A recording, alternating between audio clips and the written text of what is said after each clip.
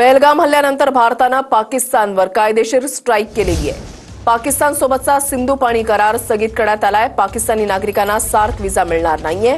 पुढच्या 48 तासांमध्ये पाकिस्तानी नागरिकांना भारत देश सोडावा लागणार आहे।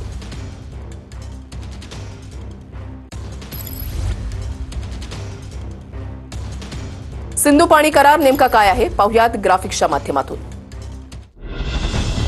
अश्रूंचा बदला पाण्यानं, सिंधू पाणी करार स्थगित। भारत आणि पाकिस्तानात 19 सप्टेंबर 1960 रोजी झालेला एक आंतरराष्ट्रीय करार आहे।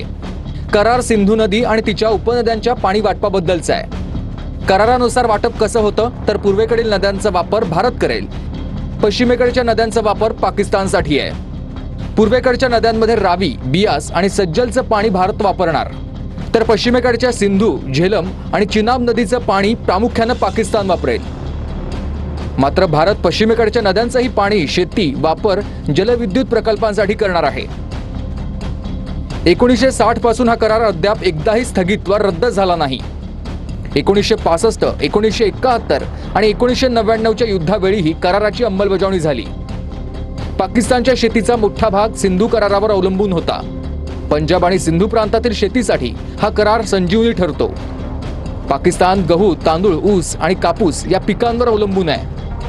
कराची, लाहोर, फैसलाबाद आणि रावळपिंडीसारखी शहरही औद्योगिक वापरासाठी सिंधूच्या पाण्यावर अवलंबून आहेत। पाकिस्तानच्या जलविद्युत निर्मितीपैकी 30 ते 40% प्रकल्प सिंधू पाणी करारावर अवलंबून आहेत।